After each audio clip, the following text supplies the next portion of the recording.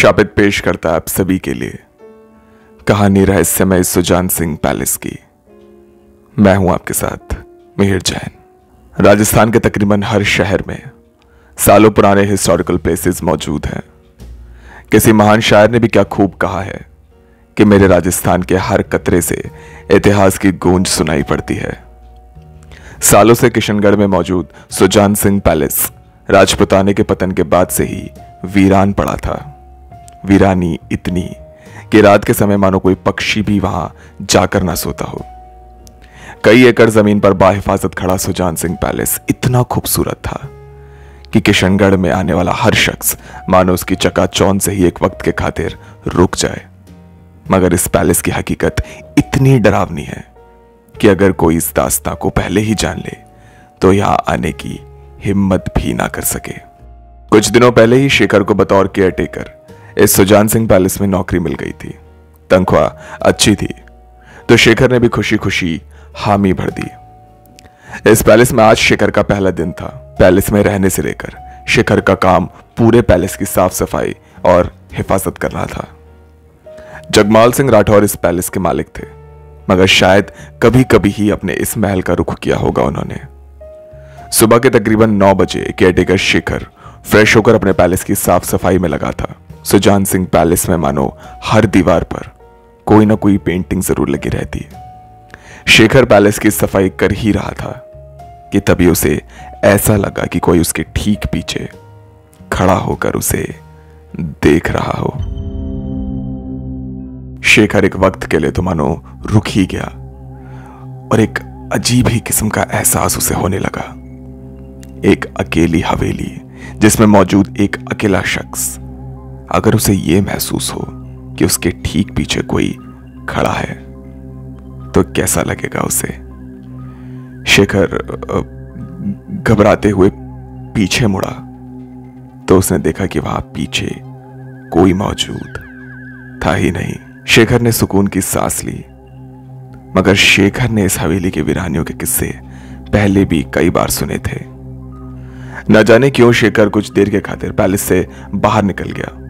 Palace के बाहर शेखर काफी बेहतर महसूस कर रहा था, मगर पैलेस के अंदर उसे एक अजीब ही किस्म की घुटन महसूस हो रही थी। रात तकरीबन 2 बजे शेखर पैलेस के अंदर अपने हाफ बेड पर सो ही रहा था और तभी उसे एक सपना आया कि कोई रात को सोते समय उसकी हत्या करने के लिए उसके नजदीक आ रहा है। शेखर अपने सपने में इतना बेचैन हो चला कि किसी भी तरह अंधेरे से आते उस शख्स को वो रोक सके, मगर शेखर नींद में इस कतरे छटपटा रहा था, बड़बड़ाना उसने शुरू कर दिया कि तभी शेखर ने अपने सपने में देखा कि जलता हुआ एक लैंप बहुत जोर से जमीन पर गिरा। कांच के टूटने की आवाज इतनी थी कि अचानक ही शेखर की नींद टूट गई। मगर नींद से जागकर शेखर ने अपने कमरे के गेट से अंधेरे में किसी आदमी को बाहर भागते हुए देखा।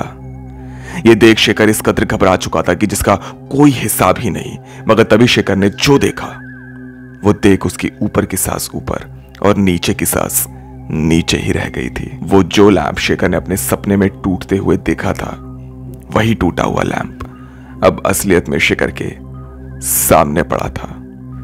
यानी शेखर ने अपने सपने में जो देखा कि एक अज्ञात अनजान आदमी उसकी हत्या करने आया है, वो असलियत में शेखर को मारना चाहता था और वो कोई सपना नहीं बल्कि हकीकत थी।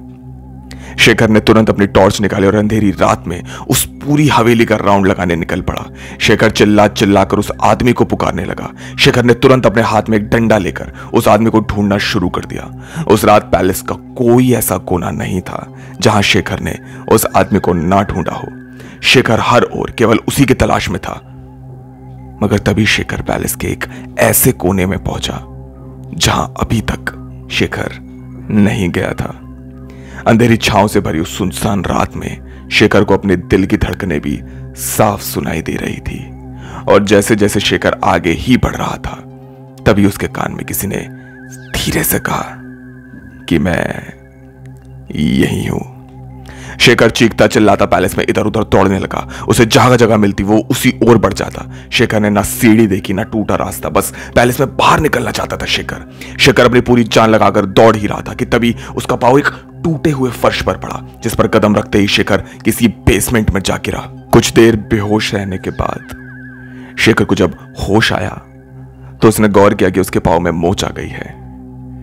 शेखर धीरे धीरे लंगड़ाते हुए किसी तरह उठा, मगर तभी हैरानी से उसकी आंखें फटी की फटी रह गई, क्योंकि उस समय जिस बेसमेंट में शेखर मौजूद था वो कोई पुराना कमरा था, जहां उसके चारों ओर सूली पर टंगी कुछ गुड़ियाएं झूल रही थी। शेखर अगर किसी लाश को भी यहां सूली पर टंगे देखता तो शायद उसका हार्ट फेल हो जाता, मगर इतनी गुड़ियों को आखिर किसने सूली पर टांग दिया होगा? उन डॉल्स के अंदर से खून बह रहा था, जमा हुआ खून, सूखा हुआ खून, सड़ा हुआ खून। शेखर रोते ठिठुरते सहमते हुए अपने एक ही पांव के जोर से आगे तो बढ़ रहा था, मगर वो जानता था कि पैलेस में उसकी ये रात शायद आखिरी रात होगी। शेखर सहमते हुए आगे बढ़ ही रहा था कि तभी उसके सामने एक बड़ी सी पेंटिंग उसे दिखाई दी, जिसमें एक औरत बेशकीमती कपड़े पहनकर खड़ी थी। शेखर कुछ समझ पाता इससे पहले ही उसके कान में एक बार फिर आवाज आई कि मैं यही हूं। शेखर जैसे ही पीछे मुड़ा तो उसके सामने सफेद कपड़े पहने एक औरत जमीन पर मुंह नीचे किए बैठी थी। इस वक्त शेखर को काटो तो बदन से खून नहीं, क्योंकि इस समय वो औरत नीचे मुकर सिसक सिसक कर रो रही थी। शेखर ने घूंट भरी और हिम्मत जुटाकर वहां से निकलने के लिए इधर उधर कहीं जाने की कोशिश कर ही रहा था कि तभी उस औरत ने अपना चेहरा धीरे से ऊपर करते हुए कहा, अब तुम भी मेरे साथ यही रहोगे।